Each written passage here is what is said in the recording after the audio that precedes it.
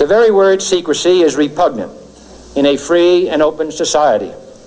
And we are, as a people, inherently and historically opposed to secret societies, to secret oaths, and to secret proceedings.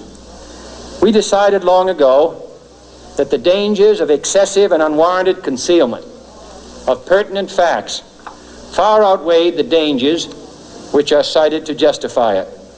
Today, no war has been declared, and however fierce the struggle may be, it may never be declared in the traditional fashion. Our way of life is under attack. Those who make themselves our enemy are advancing around the globe. The survival of our friends is in danger, and yet no war has been declared. No borders have been crossed by marching troops. No missiles have been fired.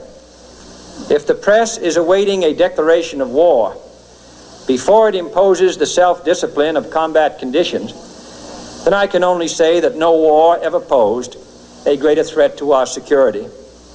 If you are awaiting a finding of clear and present danger, then I can only say that the danger has never been more clear, and its presence has never been more imminent. It requires a change in outlook, a change in tactics, a change in missions by the government, by the people, by every businessman or labor leader, and by every newspaper. For we are opposed around the world by a monolithic and ruthless conspiracy that relies primarily on covert means for expanding its sphere of influence, on infiltration instead of invasion, on subversion instead of elections, on intimidation instead of free choice, on guerrillas by night instead of armies by day. It is a system which has conscripted vast human and material resources into the building of a tightly knit, highly efficient machine that combines military, diplomatic, intelligence, economic, scientific, and political operations. Its preparations are concealed, not published. Its mistakes are buried, not headlined. Its dissenters are silenced, not praised. No expenditure is questioned, no rumor is printed, no secret is revealed. Formerly acknowledged as the Star of David, the move to adopt this symbol for the flag of Israel angered many Jews who realized that the symbol is in fact not the Star of David, but a hexagram symbol that was used in the ancient mystery religions. Many anti-Zionist Jews have since gone on to participate in annual flag burning rituals. It is in the biblical figure of Solomon that we can trace the true origins of the six-pointed star or hexagram. Solomon called the star the talisman of Saturn, or what became known as the Seal of Solomon. As we see, the bull's head is enclosed in a six-pointed star and surrounded by the letters composing the name Remphan, the planetary genius of Saturn, according to the alphabet of the Magi. The bull represents Moloch worship, which we will look at shortly, but first we need to examine two passages from the Bible that provide more detail on Solomon. Kings 11:1-5 in the Bible features this passage. But King Solomon loved many foreign women, as well as the daughter of Pharaoh, women of the Moabites, Ammonites, Edomites, Sidonians, and Hittites, from the nations of whom the Lord had said to the children of Israel, "You shall not intermarry with them, nor they with you. Surely they will turn away your hearts after their gods." Solomon clung to these in love, and he had 700 wives, princesses, and 300 concubines, and his wives turned away his heart. For it was so, when Solomon was old, that his wives turned his heart after other gods, and his heart was not loyal to the Lord, his God, as was the heart of his father David. For Solomon went after Ashtoreth, the goddess of the Sidonians, and after Milcom, the abomination of the Ammonites. Ashtoreth here is a female goddess and the same goddess as Ishtar in Babylon, Isis in Egypt. The Romans called her Diana, and the Greeks Artemis, and the symbol is Venus. Milcom here is a male god, and its root word means king or Baal. It is the same god that is referred to as Moloch, or Nimrod in Babylon, Osiris in Egypt, Baal in Sidon. There are overlaps with Zeus in Greek culture and Jupiter in Roman culture. The symbol is Saturn. As the passage makes clear, Solomon fell in love with the women of Egypt and began to worship these false gods. Two other passages from the Bible directly reference the symbol of the star, or the seal of Solomon, or the talisman of Saturn. But ye have borne the tabernacle of your Moloch, and Chion your images, the star of your God, which ye made to yourselves. In another passage, just before being stoned to death by the Jews, Stephen accused the Jewish leaders. And you took up the tent of Moloch, and the star of your god Remphan, the figures which you made, in order to worship them. As you see, the star in the Bible is directly correlated with the god Moloch and Remphan. Remphan is another word for Saturn. If you study the geometry of the star, you realize it has 6 points, forms 6 equilateral triangles, and its interior forms a 6-sided hexagon. The 6 points, 6 triangles, and 6 sides of the hexagon equate to 666, the specific number that the Bible designated as the mark of the beast, or Lucifer's number. As Revelation states, "Here is wisdom. Let him that hath understanding count the number of the beast, for it is the number of a man, and his number is 666. Kings in the Bible specifically link Solomon with this number. Now the weight of gold that came to Solomon in 1 year was 666 talents of gold. The Bible specifically states that it was Solomon that used the star and not David. In fact, there is no evidence that David was ever associated with a star. We've seen how Freemasonry had been infiltrated and overtaken by the Rothschild Illuminati agenda. Here is what Albert Pike, a Freemason in the 1800s, said about the secret society. Masonry is a search after light. That search leads us directly back, as you see, to the Kabbalah. Kabbalah is the key of the occult sciences. The true philosophy, known and practiced by Solomon, is the basis on which Masonry is founded. It is not only Albert Pike himself who reveals the links between Freemasonry, Solomon, and the Kabbalah. The symbolism of Freemasonry and the Illuminati all overlap with recurring themes of Saturn and the numerology of 666. You see, what Pike is really referring to here is the occult practices of Solomon that are traced back to ancient Egypt and Babylon, and that secretly worship the god of Saturn, or otherwise known as Moloch, or Baal, or Nimrod. In 2012, NASA released yet another CGI image, this time of Saturn's North Pole. In addition to looking very fake and absurd, the image presents the world with what is termed as Saturn's hexagon. As you can see, when connecting the lines within a 6-sided hexagon, it produces other shapes. First that of a cube by joining 3 lines, and then that of a 6-pointed star or hexagon by joining 6 lines. Studying the root word of Kabbalah, I soon realized that Kaaba in Arabic means cube and Allah means God. Therefore, the literal translation of Kabbalah in Arabic means cube God. And then it dawned on me, I had seen the cube before. In fact, I had seen it everywhere. Here is the cube, or Kaaba, in Mecca that forms part of Muslim worship. As you can see, those worshipping the cube form circles around it, much like the rings of Saturn. Here are Orthodox Jews in their morning prayer, using the tefillin, or the black cube with scrolls inside attached to their foreheads. Here is the Pope with the 6-pointed seal of Solomon on his hat.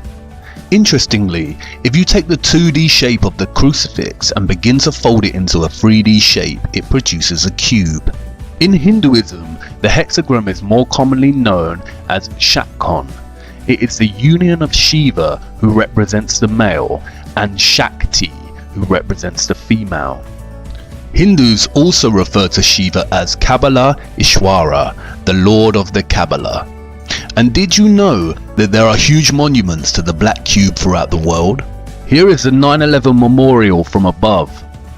An inverted black cube within another inverted black cube. Furthermore, the Saturn symbolism is not just specific to religions and memorials. Even the everyday life of a so-called atheist is rife with Saturn symbolism. And this is not just limited to the cube itself or the star. The rings of Saturn populate our everyday world. We all live by the symbol of Saturn without realizing it. The symbol of Saturn is inextricable from the number 6. Saturn is the 6th planet from the Sun in the heliocentric model. Also, Saturn Day, or what we now refer to as Saturday, is the 6th day.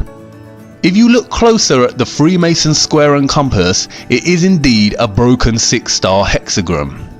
When linking the letters that spell Mason on the $1 bill, you get a 6-pointed hexagram with the Eye of Providence, or the Eye of Horus, specifically highlighted. Horus, again Egyptian gods. Saturn has also become inextricable with Satan or Lucifer. As Manly P. Hall writes, Saturn has also been associated with Satan, and this for numerous reasons. First, many authors argue that the word Satan is derived from the word Saturn. Second, Saturn is associated with the color black, as well as Satan. Third, ancients considered Saturn to be the furthest planet from the Sun, the latter being associated with the principle of good. Saturn is consequently the celestial body that is the less exposed to the Sun's divine light, and thus associated with the coldness of the principle of evil. Finally, the great god Pan, the horned deity, represented Saturn in ancient paganism. This half-man, half-goat creature is considered the ancestor of our modern depictions of Satan. Pan was a composite creature, the upper part, with the exception of his horns, being human, and the lower part in the form of a goat. The pipes of Pan signify the natural harmony of the spheres, and the god himself is a symbol of Saturn because this planet is enthroned in Capricorn, whose emblem is a goat. The pagan Pan also has other guises such as Baphomet, the half-goat, half-human, who has associations with Satan and Moloch. Like Saturn, Illuminati Freemasonry symbolism is prevalent throughout our society in the form of corporate logos and, as Albert Pike said, Freemasonry is the following of the philosophy of Solomon. It is also inextricable from the symbolism of Satanism. Here are some of the most recognized corporate logos we come across in our society today. Rebranding of old Masonic symbols and the emphasis on 666. 666, or the mark of the beast, is repeated throughout corporate symbolism. For instance, World Wide Web, or WWW in Jewish gematria, is 666. It is also used for the logo of the Monster energy drinks. It is also a recurring motif along with the single one eye of Providence. Many celebrities and politicians have been photographed making the 666 hand sign around the eyes. The sign forms a 6 and the 3 fingers indicates 3 score, or in other words, 666. Zechariah 11:17 mentions the eye in specific reference to straying from God and into Satan worship. Woe to the idle shepherd that leaveth the flock. The sword shall be upon his arm and upon his right eye. His arm shall be clean dried up, and his right eye shall be utterly darkened. And as we see again, many celebrities and famous people covering one eye, a gesture paying homage to the Eye of Horus, the Eye of Providence, and the darkened right eye of Satan. We also see many make the Horn of Canuto hand sign representative of Satan.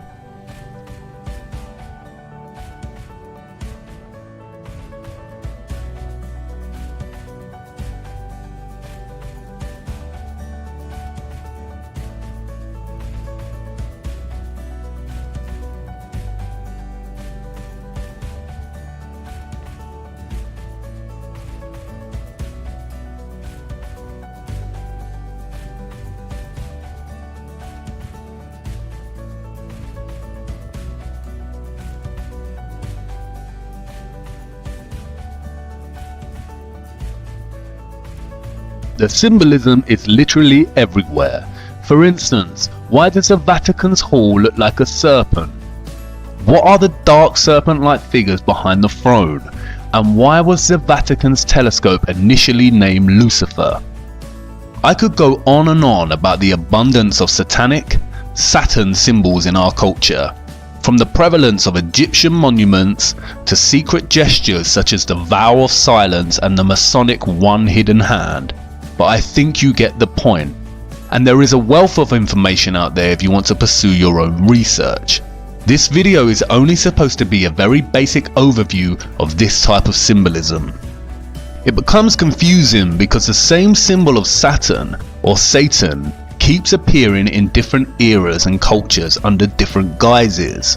Much like Bauer changed his name to Rothschild, the worship of Saturn has undergone so many different iterations and changes that it becomes difficult to track. I feel that this is deliberately so. And this is the point. What the Rothschilds achieved with their centralized banking and Illuminati cabal establishment of controlled leaders in every industry, such as fossil fuels, health and education, is a highly disguised and masterly executed form of infiltration. They have controlled our access to knowledge from the beginning. The Natural History Museum at Tring belonged to 2nd Baron Rothschild and is located in a Rothschild family home. The League of Nations organized the inception of the Central Natural History Museum. E.L. Rothschild Limited, a private funded family investment company and established by Sir Evelyn de Rothschild and Lynn Forrester de Rothschild, oversees a variety of Rothschild's global investments. The company currently has interests in media, real estate, agriculture and luxury goods, with a significant previous positions in financial services, technology and communications. They even own 70% of Weather Central and all of its communications. As of today, the Rothschilds own over 160 central banks and control the finances of the majority of nations on Earth. In the year 2000, there were only a few countries that did not have centrally established banks. Any nation that resists their desire to control is demonized through the media and is usually bombed under the pretense of war or terrorism. Is this starting to make sense yet? As we saw in the previous episode, all wars are deliberately choreographed, as are all politics. The opposing forces of the political left and right is all theatre to produce the illusion of choice. They are all players on the world stage whose autonomy and real governing power is limited by the elite powers such as the Rothschilds. It is the same with corporations, products and the media. The illusion of choice, when in fact they are all owned by the same top of the pyramid companies that are in the pockets of the Rothschild elite. You can discover this yourselves by just following the money. The primary aim of the Illuminati cabal is to establish Novus Ordo Seclorum, as stated on the $1 bill, and which means a new order of the ages, or a new world order. The agenda of this order is to establish a globalist one world government, with a world military, centralized banking, health, education and religion. Here we can see the former Israeli president Shimon Peres, a Rothschild puppet, meeting with the Pope to discuss uniting all religions under one world religion. And I can bet you that the one world religion would carry the symbol of Saturn. Again, I will not go into much depth about globalism and the New World Order agenda. There is a wealth of material on the internet if you are interested. The Rothschilds and the Rockefellers are just one of the many governing cabal elite families that run and rule our world. Doing justice to the complexity of this would require its own video series.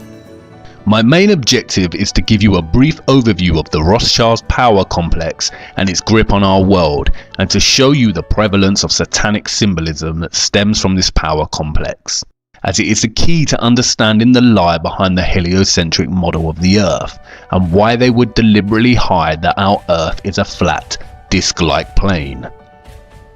Despite being studied and used by different Jewish sects today, the Kabbalah is not exclusively Jewish.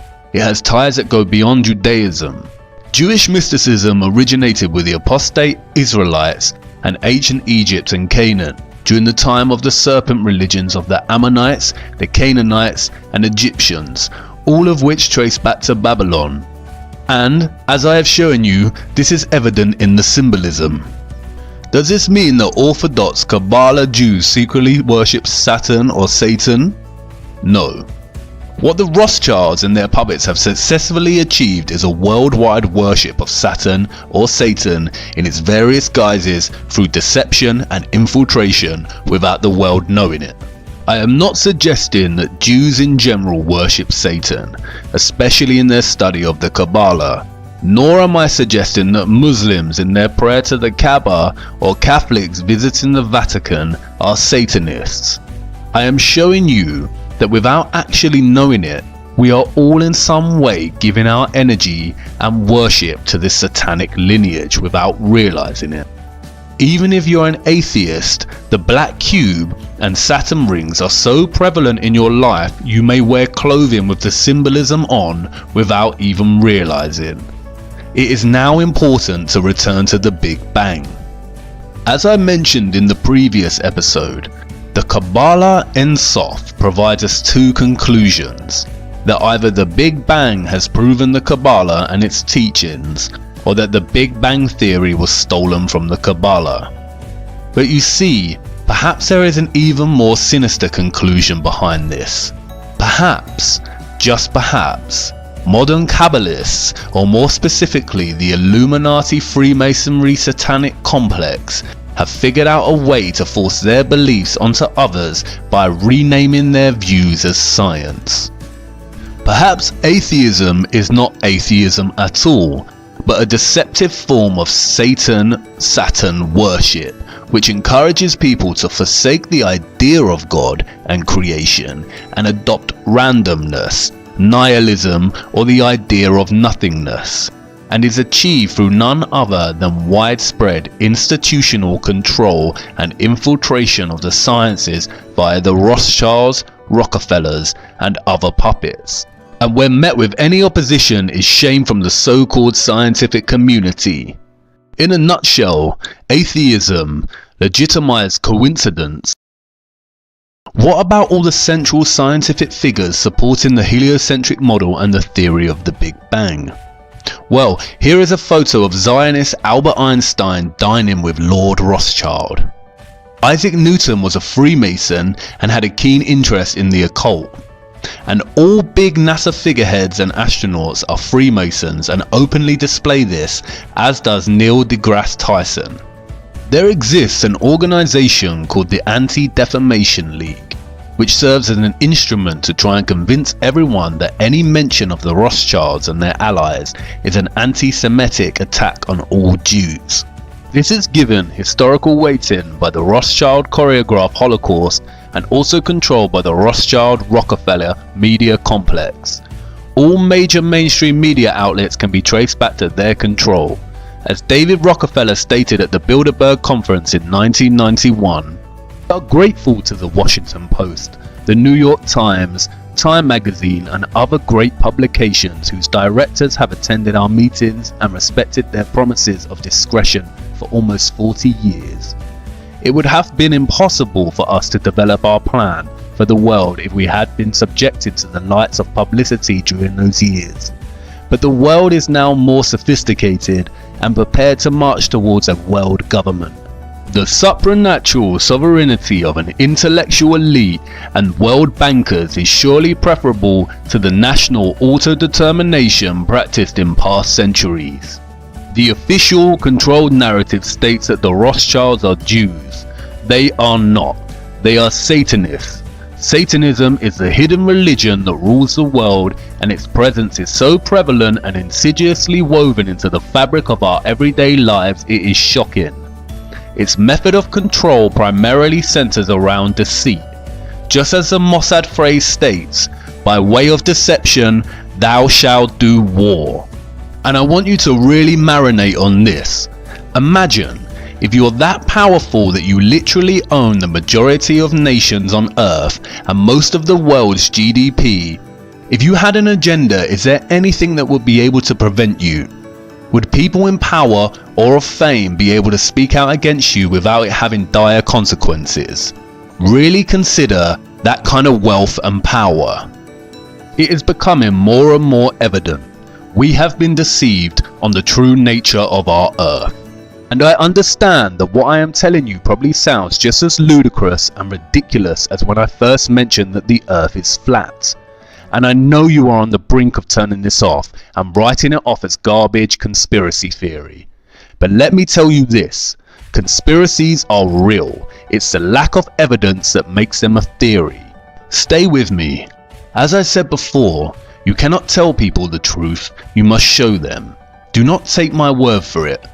I cannot just make claims that there is an elite body of people that worship Satan and have operated throughout time by deceiving the common people as to the true nature of the world, and that they have full control over all the information we receive.